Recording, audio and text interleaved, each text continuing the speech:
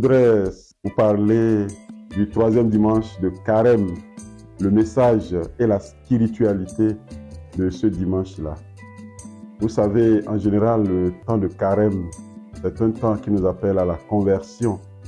Comme le stipule une entière de ce temps de Carême, les yeux fixés sur Jésus, entrons dans le combat de Dieu.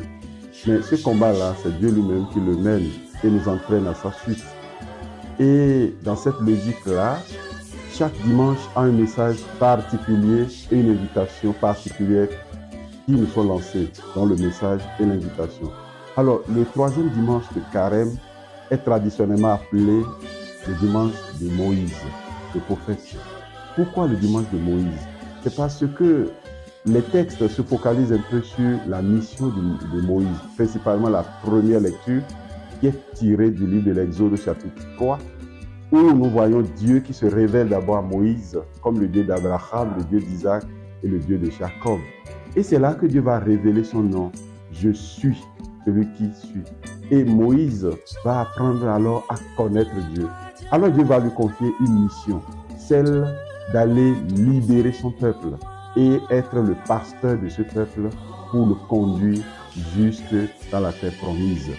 Et la deuxième lecture, tirée aussi de la première lettre aux Corinthiens chapitre 10, va rappeler cet événement de Moïse pour montrer comment Dieu a été solidaire du genre humain pour racheter tous ceux qui ont été marqués par le péché et se sont éloignés de Dieu.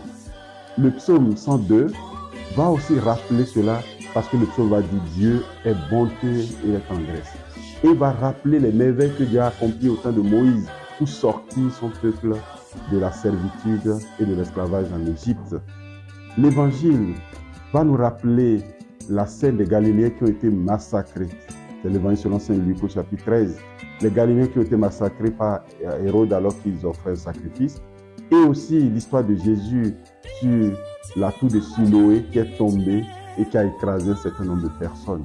Comme pour nous dire, les catastrophes naturelles ou les violences humaines ne sont pas une punition de Dieu comme on pourrait l'imaginer, mais plutôt une manière de nous appeler à faire attention et à nous convertir. Voilà le message de ce troisième dimanche de Carême. Alors la spiritualité de ce dimanche qui s'inscrit dans la spiritualité globale du temps de Carême, c'est vraiment de nous laisser toucher par cette bonté, cette miséricorde de Dieu qui nous rejoint dans les difficultés de notre vie. Le peuple juif vivait un exil compliqué, un esclavage difficile, mais Dieu va envoyer Moïse qui deviendra un pasteur pour guider ce peuple-là. Nous aussi, au cœur de nos servitudes, de nos exils, Dieu nous rejoint, Dieu nous parle et Dieu veut nous sortir pour nous conduire jusqu'à la terre promise. Et l'autre aspect de la spiritualité de ce dimanche, c'est donc la conversion. L'Évangile va le marteler. Si vous ne vous convertissez pas, vous périrez tous. Comme pour dire, au lieu plutôt de nous lamenter simplement, ou même de nous réjouir de ce qui arrive aux autres, l'Évangile nous invite à pouvoir nous demander et si c'était nous, c'est-à-dire d'avoir scruté le signe des temps pour apprendre aussi à nous convertir, c'est-à-dire à changer de comportement, changer vos cœurs, comme nous le stipule un chant du temps de Carême. Alors la spiritualité de ce dimanche, c'est de nous dire, oui, Dieu nous veut heureux, Dieu nous tend la main pour nous conduire à la terre promise, mais nous aussi, nous devons travailler à notre conversion, c'est-à-dire à retourner notre cœur pour regarder en direction de Dieu.